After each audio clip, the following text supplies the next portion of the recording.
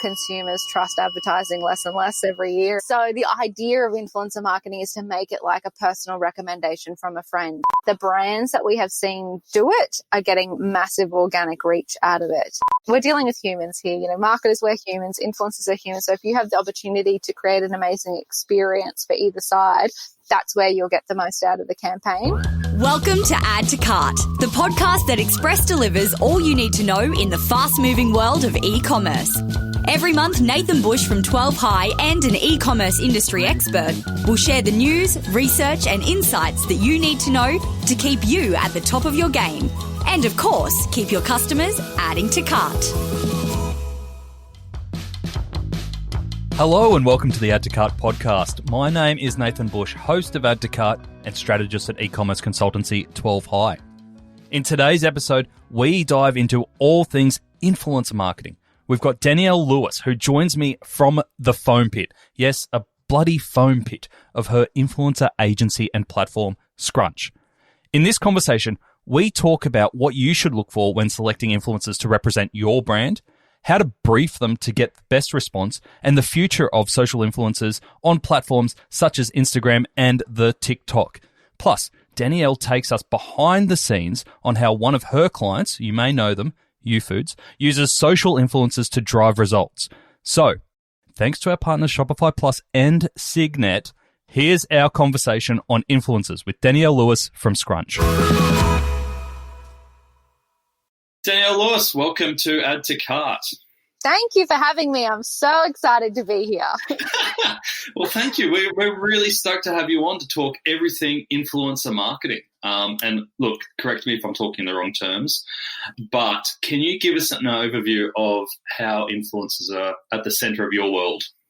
Yeah, absolutely. So Scrunch is a influencer marketing platform and agency. So you are right. Our entire world does revolve around influencers, but in a few different ways. So from a software point of view, we have developed a global platform that has over 20 million influencers, and really it's an analytics tool. So we seek to understand the audience behind the influencer so that when a brand comes and uses the Scrunch platform, they can really understand the person that they're going to reach if they use an influencer versus just who the influencer actually is. However, as our company has evolved, we have also realized that there is an opportunity to help educate the influencer community as well and help them build a sustainable business. So we also have become educators to influencers and brands similarly as well. And then on the agency side of our business, we essentially execute the influencer campaign. So your bigger companies like your Amazons, YouFoods, Deliveroo's of the world may not have the internal resources to run an influencer campaign. One thing people should know about influencer campaigns is that they are very, very tedious, very time consuming. There's lots of moving parts and lots of manual effort. So lots of companies don't have the time to do that themselves. They don't have full-time influencer resources. So they outsource it to us. So we are talking to influencers all day, every day, and love it. Awesome. And what comes first? Is it from building Scrunch as a business? Did it come first that you had a whole bunch of influencers that you were connected with, or that you had a whole bunch of brands that needed influencers? Oh, gosh. Well, the backstory on Scrunch is very convoluted. So we did not start as an influencer platform at all. We started out, we've actually been 4 different things in the life cycle of Scrunch. But the one just prior to being an influencer platform was like a social media monitoring tool and an inventory tracking solution. And it was actually through talking to our customers. They actually were the ones that said, hey, I'm really interested in influencers. And we realized that we had access to the data on these influencers, data on social media, and so we pivoted into becoming an influencer platform. It's actually a little bit ironic. I personally have started a blog over 10 years ago, and when we started the Scrunch business, we never put 2 and 2 together to start a blogging or influencer kind of product. It just came full circle at the end, and I went, hang on a second, why didn't we start this in the beginning, since I've been in this industry for a decade? But anyway, live and learn. It's so funny, isn't it? Because even those social media tools, we started one in 2008 and like it was so early. But at the time it was fantastic because you could get so much information about people on social media Like we were able to do the influencer ranking. That quickly went away once everyone started locking their profiles down. It became really hard.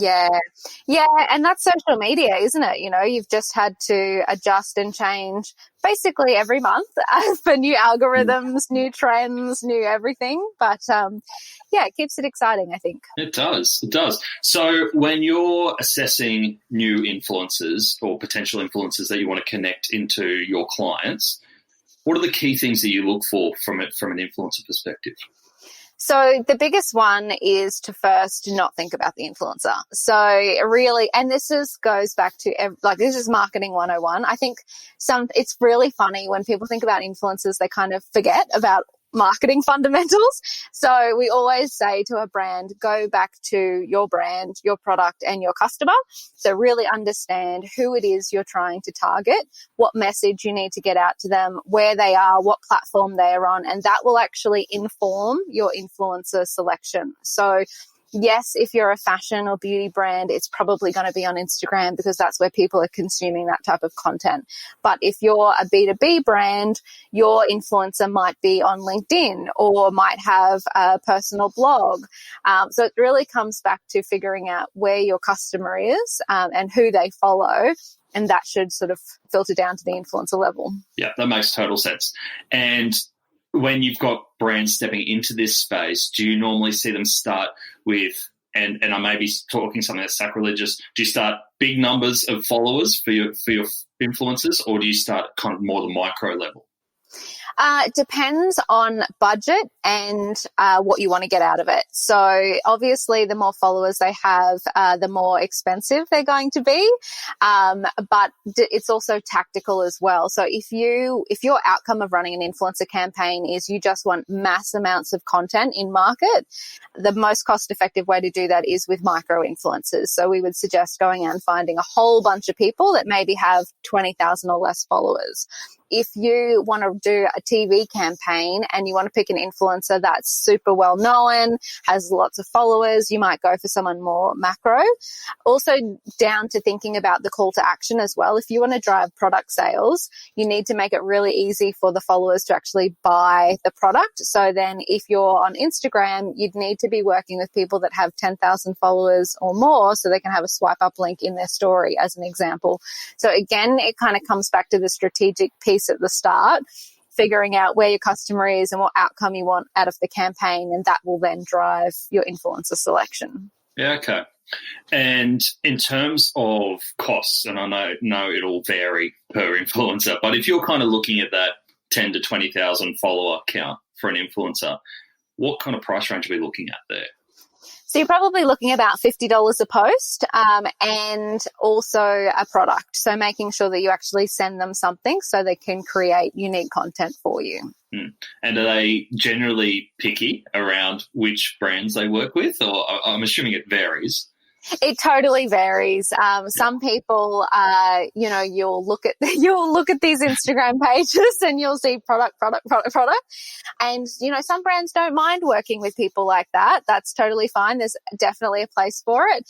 But people that have a very strong, brand identity may look for influencers who kind of have a bit more of a spread of just general content and then kind of pepper in the product shots. Yeah. Yeah, you can tell it straight away, can't you? Yeah. And I think your point around the 10,000 followers or more for that direct buy from Instagram is a really key point. What about in terms of that direct conversion attribution? You see a lot of influencers having coupon codes or specific codes. Is that generally the best way to attribute success of a campaign if it is a sales-focused campaign? Yeah, coupon codes and unique tracking links. So if you do have that swipe up capability, or if you're using the influencer content in an ad, then just making sure you're using a UTM. If you are just sort of doing more generalized and maybe using a variety of different levels of influencers, then a coupon code is really good. The thing about coupon codes is that not everyone will use them. People forget. I do it every time. I go, I'll buy that because I've got 10% off, and then I forget to use the coupon code. So it's not kind of bulletproof, but it's definitely gives you a good track. So if you looked at your coupon code usage and went, wow, that's really amazing, it was probably better than you thought it was. So yeah, Yeah, that makes sense. And in terms of vetting influencers to make sure that their follower count is real and that they actually get real engagement, because I'm assuming they won't let you inside their Instagram pages to check what kind of engagements they're getting on their pages. How do you vet them for your clients? Yeah, so there's a number of different ways that you can do it, and we are fortunate now that we've got the technology to just do it programmatically, but I always like to tell people that you can kind of do it the manual way or the paid way, because obviously technology platforms, there's a cost usually. So if you're doing it kind of yourself and you just want to be able to look at an influencer and assess it, there's just some red flags to look out for. So their engagement rate.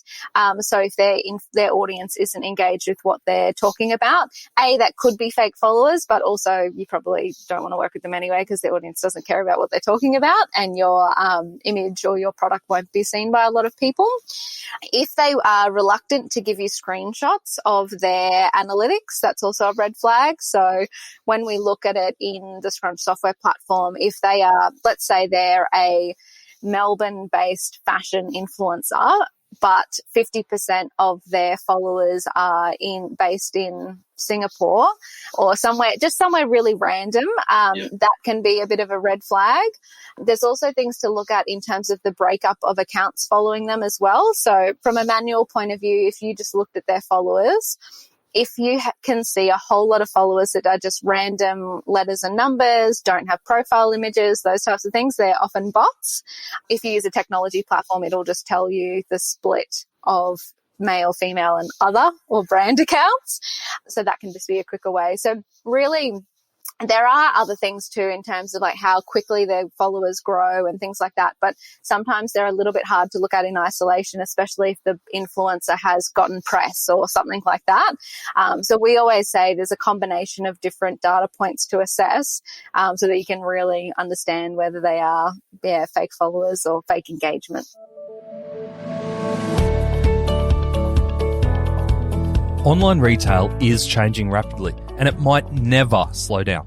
So when retail changes, you change retail. Sell at the speed of change with Shopify Plus and grow with demand, on demand, using a platform that can handle up to 10,000 transactions per minute. For bigger business at startup speed, visit shopify.com.au/plus. That's shopify.com.au/plus, because the future belongs to the fast. In terms of some of the clients that you've worked with, have you got any examples that come to mind where you've paired them with an influencer for a really fantastic outcome? Yeah, absolutely. And we've got a few different examples and different clients that use them in different ways. Just because we've been talking about attribution, one of my favorite ones is always Youfoodz, and mostly because they have their house in order from a marketing point of view. So sometimes when customers come to us, you look at their social media and they don't even post on it.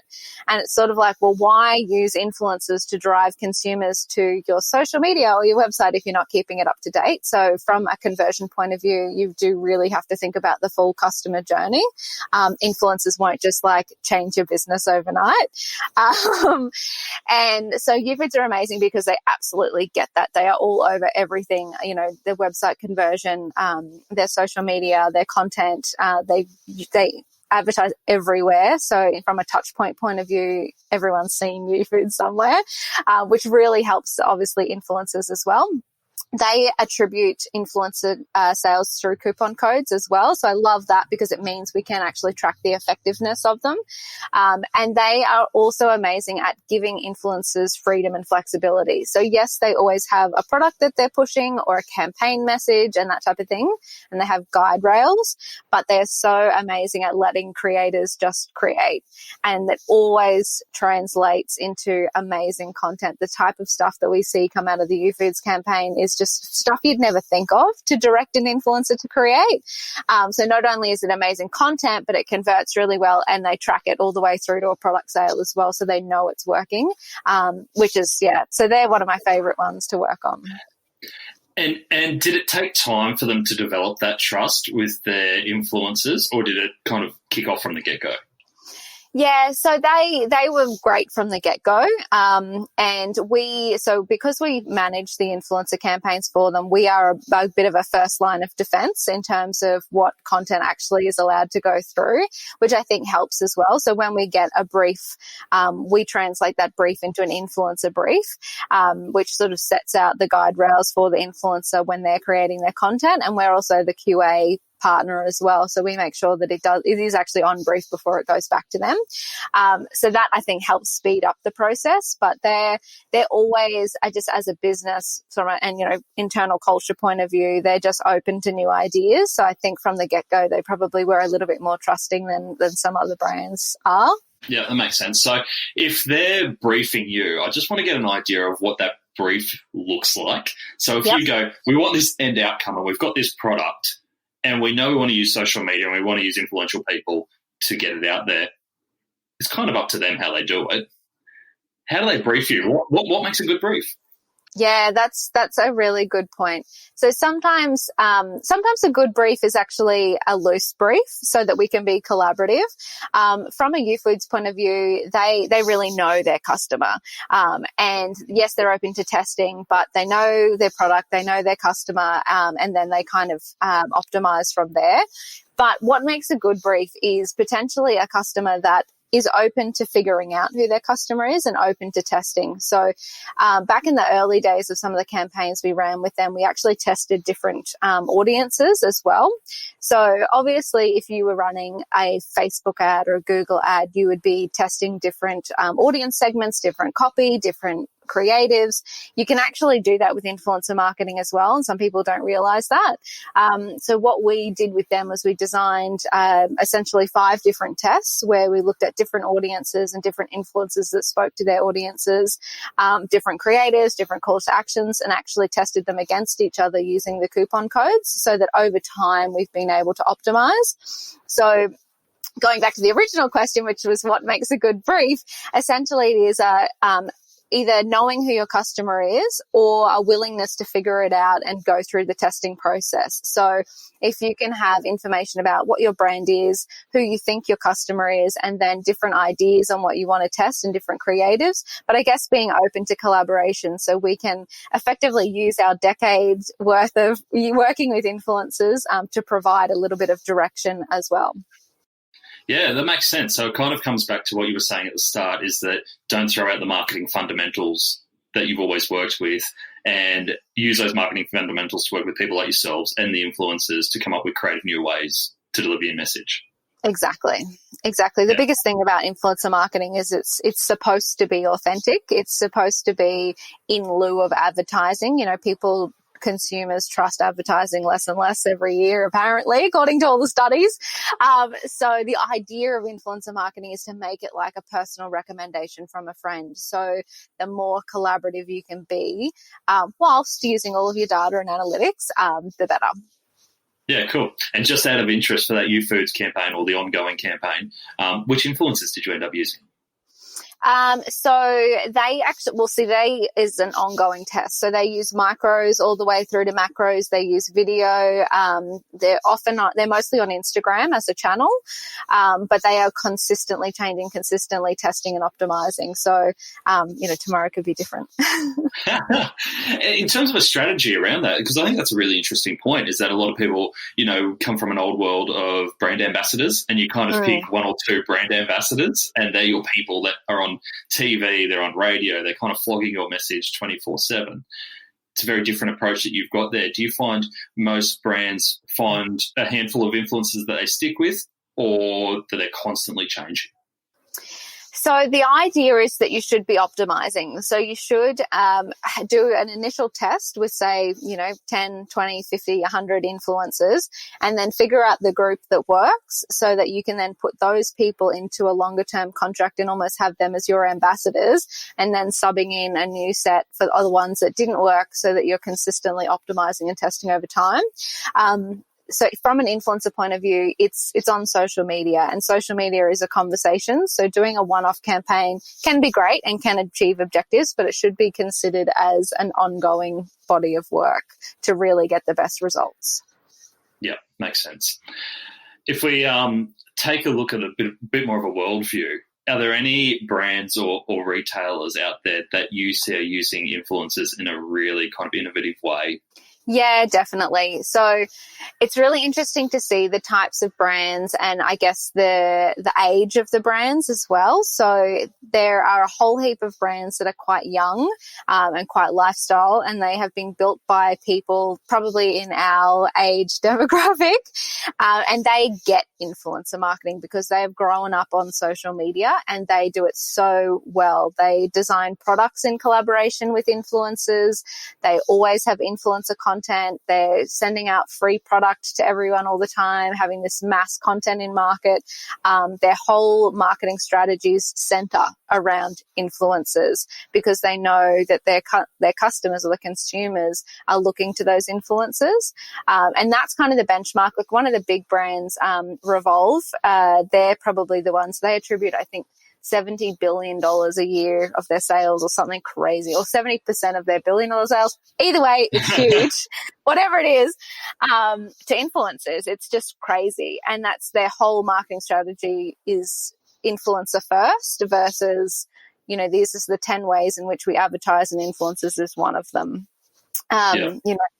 So that's probably, I guess, the global benchmark. And then it's funny because then we see, I guess, some older brands just sort of dipping their toes in the water that doing these sort of tiny one-off campaigns and wondering why it hasn't kind of changed their lives. No, that makes sense. And that's, I think what we're seeing, and correct me if I'm wrong, but we're seeing influencers, exactly what you said, change business models, but influencers become their own businesses. So take Kendall Jenner as the poster child of this, right? Is that before it was, millions of dollars to get a post with Kendall, and she went, actually, I'm going to start my own beauty company. And became one of the biggest beauty brands itself. Totally. It is so smart. And I think, that's really what we're trying to say to influencers now as well is you are a brand, you are a business. So you need to conduct yourself in that manner, when you're working on campaigns. So, being professional, doing all of those bits and pieces, and understanding the business side of the equation. But for longevity, building you own the conversation with your audience. So there's a few things there. Some people have built their influence just around one channel only, so Instagram. We all, I guess, marketers know that is not a great move because Instagram, Facebook, any of these platforms can turn you off overnight. And that's exactly what we've seen happen is, brands complain that they don't get organic reach, so they have to boost. Same thing happens to influencers. So they post and barely any people see it. So then that's why boosting came into play, and now we boost influencer content. But as an influencer, that's what your whole business is predicated on. So, really thinking about how you own the customer conversation by creating your own website or email list or something to bring them back to, then that kind of sets up the foundation for you to be able to launch your own products as well in the future. Yeah, that makes sense. Is that something that you need to take into account, that obviously partnering with the influencer, but then also paying for ad spend to boost those posts as well? Is that something that you factor into your campaigns? Yeah, definitely. So, and it's something that, again, from an optimization point of view, you can kind of figure out later down the campaign. So we always tell the brands to set aside some media spend. And then as the campaign's running, we can figure out the best performers and boost the ones that are working. Gotcha. So you don't pre-boost, you just see how it lands and then, give them a boost from there. Lovely. Give them a nudge. Yep. You talked a little bit about Instagram. We talked a lot about Instagram, and obviously a dominant channel for influencers at the moment. Do you see that trend continuing? Do you see a move off Facebook and Instagram continuing its growth?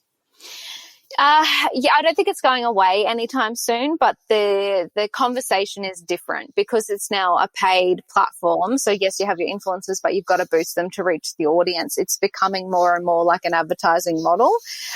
So then new and emerging social platforms like TikTok, where you now get the most organic reach. So Obviously, it's a different market on TikTok, but we are seeing, but it will commercialize. So right now it is the young kids doing their dances.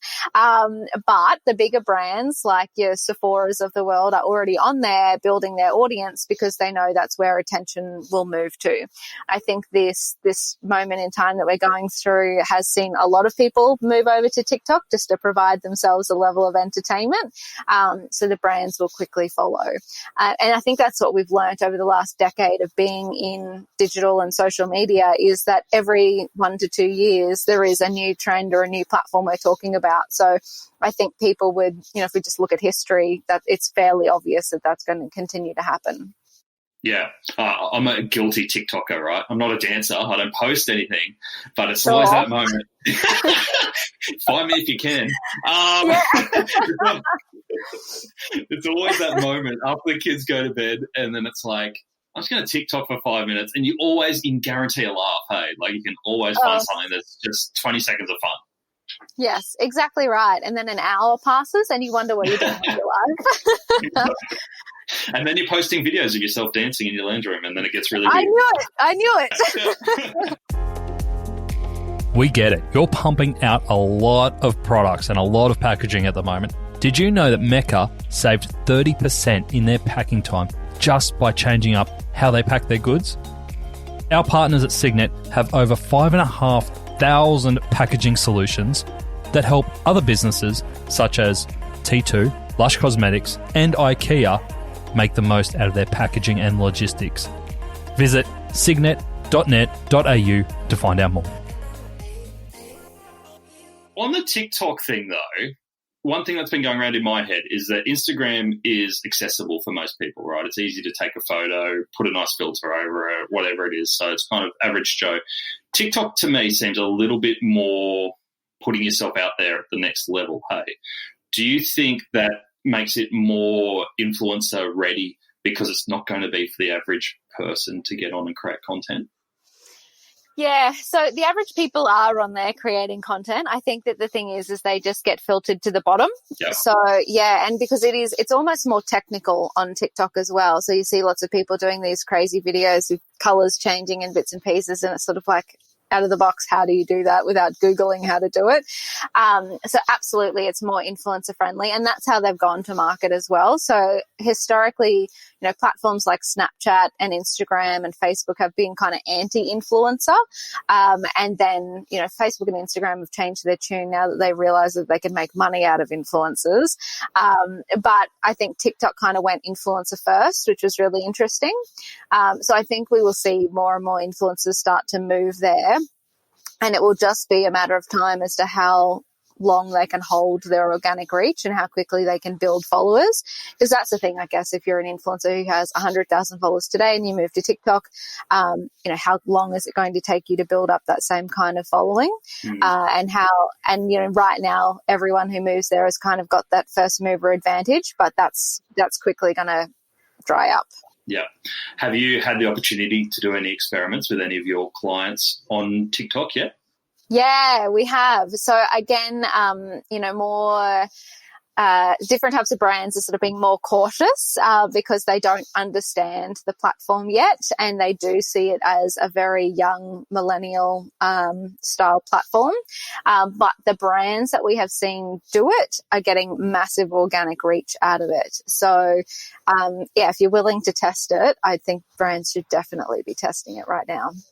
Yeah, it's kind of the goldmine time, isn't it? Definitely. Yeah, awesome. So we're recording this at the moment during COVID, right in the middle of it. We've seen ad spend. Yeah, we're still here. We are. We've seen ad spend decrease significantly in Facebook, Google, and it seems to be on the way back.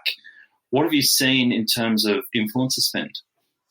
Yeah, so at the very start of it, influencer spend froze. Because I think people didn't know what to do. to be honest. So even personally from a Scrunch point of view, we had clients in the event space and literally overnight they were told that they couldn't go ahead. We had clients in the food space. Everyone started hoarding food, so they weren't allowed to be seen to be advertising. So I think in the beginning, everyone kind of panicked and just froze spend.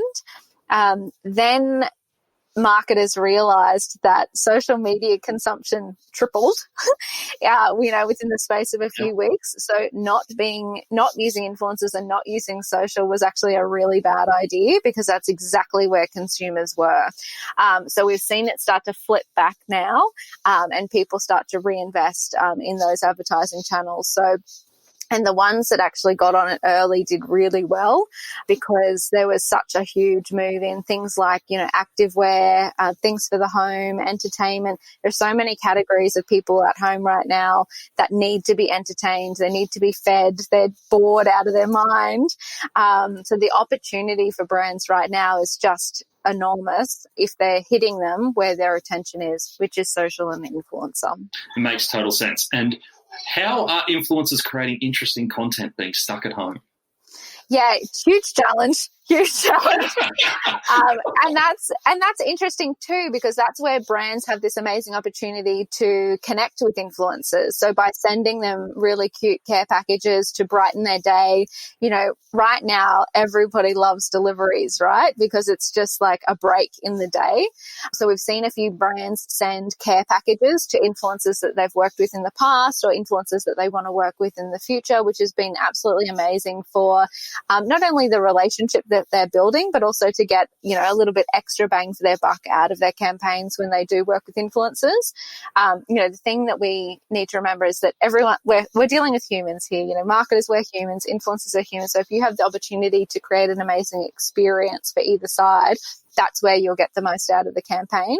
But yeah, if you're, also providing props for your influencers or anything that can kind of invigorate the content they create, even if it's like sending them a fresh bunch of flowers or something like that. And there's amazing backdrops and stuff that you can buy too. So seeing just people get creative once they've exhausted kind of their own bathroom shots or whatever, just ordering props and different pieces online and having brands send them things that they would love to see them work with as well is really good. It's such a good point because we if we just treat them like humans and what we get excited about, they probably get just as excited, even more excited about. At Inside Retail last year, I saw a presentation from the founder of, I think it's Silk, SHHH Silk. Oh, yep. Yep. And she's had phenomenal success with the Kardashians. I can't believe Kardashians are getting 2 mentions in one episode. This is outrageous. Outrageous. But essentially, their business took off because she got Kim Kardashian to post about one of her products. And the way she did it, she actually just forced away, I don't know if this is legal, but into the compound and just landed a product on her doorstep. And from there, and I think it was personalized as well. She actually personalized. Yeah. Yeah. And then have developed such a great relationship with her. She said that she sends her basically 10 packages, and for every 10th package, one's the product, but the others might be a bottle of champagne to celebrate something or just flowers just because, and then a product arrives. Exactly. And that's it. If you treat people like they're your friend, then they go out of their way to be friendly back to you. It's really funny how it's not rocket science. So true. Love it. Yeah. That's such great tips. Is there one tip that you want to leave our listeners with if they are considering bringing social influencers into the mix of their marketing? Yeah, absolutely. It's always do your research first. So understand who your customer is and make sure that the influencers that you plan to work with speak to that audience. Obviously, shameless plug, that's exactly what the Scrunch platform does. So it doesn't have to take you hours and hours and hours. But if you want to do it yourself, just make sure you do that step. Yeah, awesome. Now, I can't let you go because you have actually started your own retail business in the midst of the COVID craziness. Tell us about that. Yeah, so it's an interesting story. So we at the end of last year, we had been talking to a beauty chemist about creating products for influencers. And we had been working on developing different brands and a different team to essentially bring these products to life so influencers could have their own products. And in the wake of COVID, I actually, personal story, don't talk about this much, but I am actually diabetic, and my partner and I were really frustrated that we couldn't get access to hand sanitizer and hand wash. And we were having a rant about it one night, and we were like, hang on a second, we actually know the people that could actually bring this to life. And so we called them up and said, what's the possibilities? And, massive challenges in supply chain, because people were, price gouging ethanol that you needed to manufacture them, and a whole lot of crazy things. But we said, basically within a week we had solved all of those problems and brought The Answer to life, which is the new e-commerce brand that firstly specializes in hand sanitizer and hand wash, but we've actually developed it as a bigger health and wellness brand so that post-COVID we can continue to grow out the brand offering. But it's been absolutely amazing. Obviously, it solves an immediate need, but we really wanted to make sure that the brand considered more than just getting crappy sanitizer out to people. We really wanted it to be a beautiful product that encouraged people to use it long term. So a lot of people are finding now with the kind of cheaper products that it's ripping their hands apart and it's not a great experience. And we know that we need to get people to be more hygienic over time. So we developed it in conjunction with this beauty chemist to add moisturizing agents and use essential oils. And they're all derived from Australian botanicals, and we support Australian farmers and all that kind of good stuff. So it's been a massive journey, and all the craziness of starting a new business just condensed down into a number of weeks. But it's also been amazing as well, because it's let us use our knowledge of marketing in our own product. So that's been super cool as well, to actually start applying everything to a product and a brand that we're very well connected to. So yeah, it's been cool. That's cool. What's it called? It's called The Answer. So it's www.theanswer.store. Beautiful. Love to see where that ends up. I think it's a really smart tactic to make something that solves the immediate problem, but also is something that will last post-COVID and the new way of living that we'll have. So yeah, absolutely. Thank you. Danielle Lewis, thank you very much for coming on to Add to Cart. Where can people find out more about yourself or Scrunch? Let's go Scrunch rather than just bashing the handles around. So find us at www.scrunch.com and you'll find everything else from there. Beautiful. Thank you very much. Thank you for having me. Now, if this conversation has inspired you to get involved with influencer marketing, Danielle has given you a superb 101 to get started. The key takeout for me is to know your customer, but to allow your influencer partners to unleash their creativity, that same creativity that made them influential in the first place. So, if you have some influencers in mind, Danny gave some really practical tips on how to vet that they are real. Her 3 takeouts are: 1, check the types of accounts that are following them. Are they actually real people? 2, check the engagement rates on their recent posts. And 3, ask for screenshots of analytics, including the location of their followers. Of course, if you want to make it real simple, you can always partner with influencer experts and tools such as Scrunch. Now, I'm off to Bunnings to build a foam pit as the new podcast studio. See you next week.